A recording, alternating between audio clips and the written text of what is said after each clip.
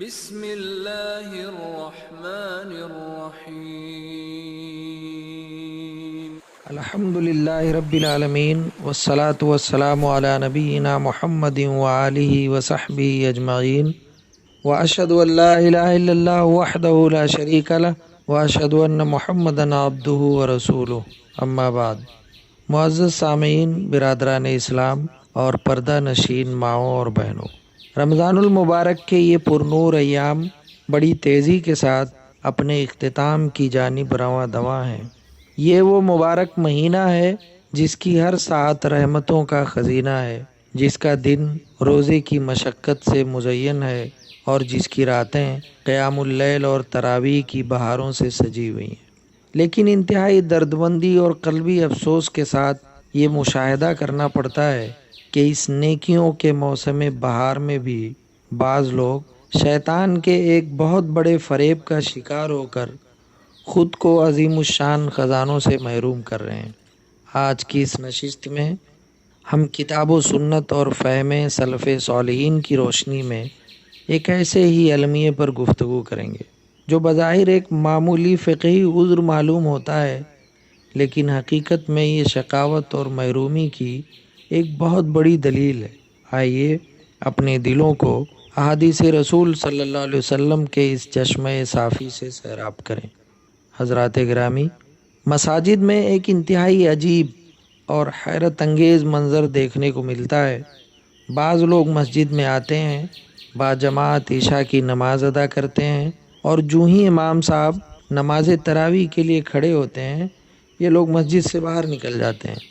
عجیب بات تو یہ ہے کہ ان کے پاس نہ تو کوئی ہنگامی مجبوری ہوتی ہے، نہ ہی کوئی ایسا ضروری کام جس کے لیے انہیں بھاگنا پڑے، اور نہ ہی کسی شدید بیماری کا عذر ہوتا ہے۔ جب ان سے پوچھا جائے کہ بھائی آپ تراویح کیوں نہیں پڑھتے، تو وہ بڑی سادگی اور بظاہر فقہی استدلال کے ساتھ جواب دیتے ہیں، تراویح تو نفل ہے، کوئی فرض تھوڑی ہے کہ چھوڑنے پر گناہ ملے گا۔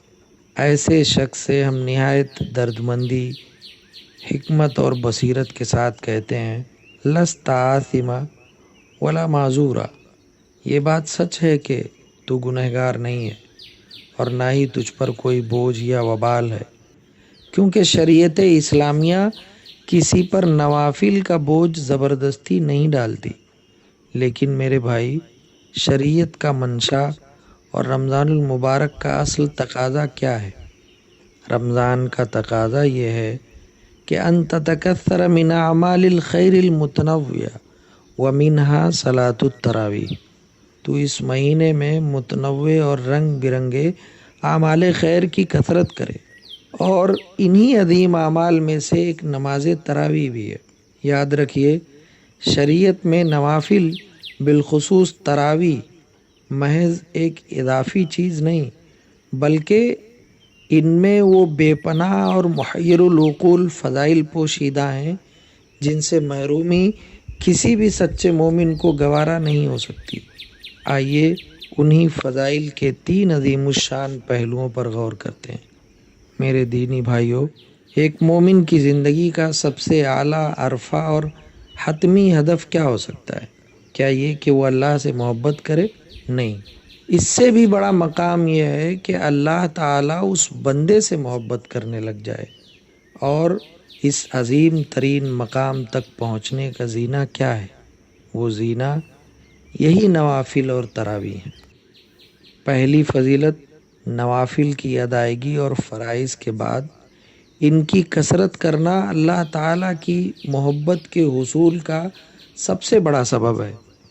جیسا کہ صحیح بخاری کی مشہور زمانہ حدیث قدسی میں رب کائنات کا یہ جلال و جمال سے بھرا اعلان موجود ہے، وَمَا تَقَرَّبَ إِلَيَّ عَبْدِي بِشَيْءٍ أَحَبَّ إِلَيَّ مِمَّا افْتَرَضْتُهُ عَلَيْهِ وَمَا يَزَالُ عَبْدِي يَتَقَرَّبُ إِلَيَّ بِالنَّوَافِلِ حَتَّى أُحِبَّهُ، اور میرا بندہ میری بارگاہ میں کسی ایسی چیز کے ذریعے قرب حاصل نہیں کر سکتا جو مجھے ان فرائض سے زیادہ محبوب ہو، اور میرا بندہ میری بارگاہ میں کسی ایسی چیز کے ذریعے قرب حاصل نہیں کر سکتا جو مجھے ان فرائض سے زیادہ محبوب ہو جو میں نے اس پر فرض کیے، یعنی فرائض کی ادائیگی سب سے محبوب ہے، اور میرا بندہ مسلسل نوافل کے ذریعے میرا قرب حاصل کرتا رہتا ہے، یہاں تک کہ میں اپنے اس بندے سے محبت کرنے لگ جاتا ہوں۔ اللہ اکبر! ذرا سوچئے، جس شخص نے محض نفل کہہ کر تراویح کو چھوڑ دیا، اس نے در حقیقت رب کائنات کی اس خصوصی محبت کو ٹھکرا دیا جو انہی نوافل کے راستے سے ملنے والی تھی۔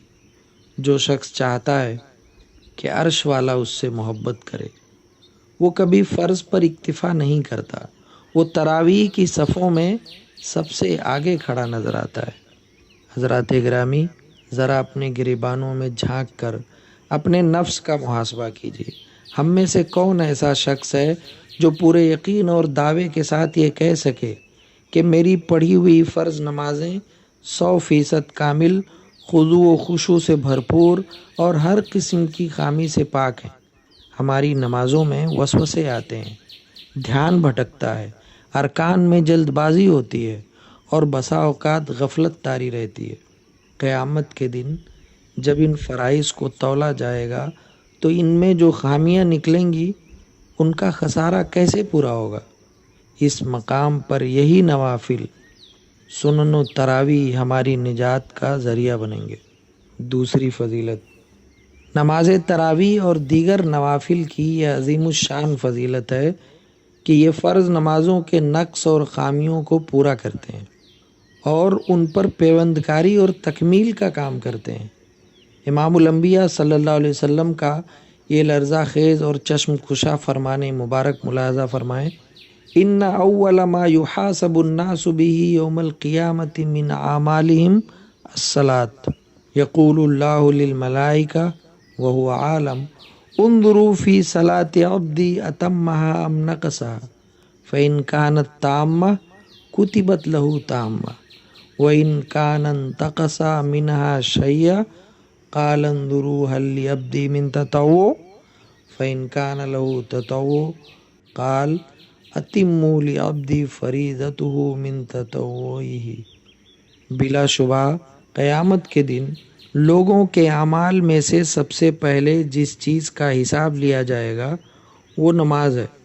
اللہ تعالیٰ اپنے فرشتوں سے فرمائے گا، حالانکہ وہ سب سے زیادہ جاننے والا ہے، کہ میرے بندے کی نماز یعنی فرائض کو دیکھو، کیا اس نے انہیں پورا کیا ہے یا ان میں کوئی کمی چھوڑی ہے؟ بس اگر وہ مکمل ہوں گی تو اس کے لیے مکمل لکھ دی جائیں گی۔ حدیث کے اس شاہد اور اہم ترین حصے پر غور کریں، اور اگر اس نے ان فرائض میں کچھ کمی کی ہوگی تو اللہ تعالیٰ فرمائے گا، ذرا دیکھو کیا میرے بندے کے پاس کوئی نفل نماز بھی ہے؟ اگر اس کے پاس نفل نمازیں ہوں گی تو اللہ رب العزت فرمائے گا، میرے بندے کے فرائض کی کمی کو اس کے نوافل کے ذریعے پورا کر دو۔ بس اے غافل انسان، جس نے فرائض میں کوتاہی کی ہے، جسے اپنی نمازوں کے خشوع پر اعتماد نہیں، تجھ سے تو یہ دردمندانہ اپیل ہے کہ استعین باللہ وحرص علیہ، اللہ سے مدد مانگ اور ان نوافل پر بھرپور حرص کر۔ یہ تراویح قیامت کے دن تیرے فرائض کی کمی کا کفارہ بنیں گی۔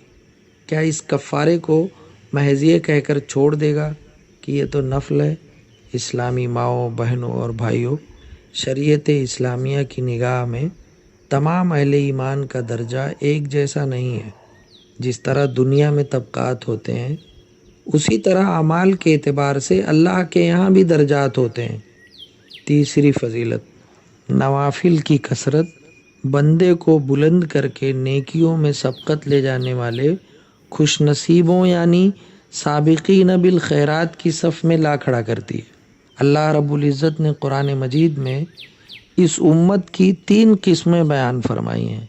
ارشاد باری تعالیٰ ہے، ثم اورثنا الکتاب الذین اصطفینا من عبادنا فمنہم ظالم لنفسہ ومنہم مقتصد ومنہم سابق بالخیرات ثم اورثنا الکتاب الذین اصطفینا من عبادنا فمنہم ظالم لنفسہ ومنہم مقتصد ومنہم سابق بالخیرات۔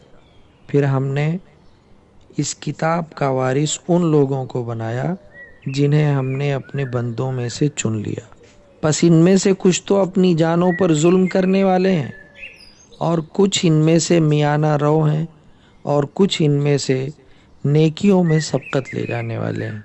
علماء سلف رحمہم اللہ نے ان تینوں طبقات کی شاندار تفسیر فرمائی ہے، وہ ہمارے لیے لمحہ فکریہ ہے۔ ظالم لنفسی یعنی اپنی جان پر ظلم کرنے والا، یہ وہ شخص ہے جو فرائض میں کوتاہی کرتا ہے اور گناہوں کا بھی ارتکاب کرتا ہے۔ مقتصد میانہ رو، یہ وہ شخص ہے جو صرف فرائض ادا کرتا ہے، حرام سے بچتا ہے، لیکن وہ نوافل جیسے تراویح اور تہجد کا اہتمام نہیں کرتا۔ اس نے عذاب سے تو خود کو بچا لیا، لیکن اعلیٰ درجات سے محروم رہا۔ سابقم بالخیرات یعنی نیکیوں میں سبقت لے جانے والا، مفسرین فرماتے ہیں کہ یہ وہ خوش نصیب ہے جس نے فرائض بھی پوری پابندی سے ادا کیے اور نوافل، تطوع، تراویح اور صدقات کی کثرت کر کے اللہ کا قرب بھی پا لیا۔ تراویح چھوڑنے والا شخص اگرچہ گناہگار نہیں، اور وہ مقتصد یعنی درمیانہ درجے میں آ سکتا ہے، لیکن وہ کبھی سابقم بالخیرات کے اعلیٰ و عرفہ مقام پر فائز نہیں ہو سکتا۔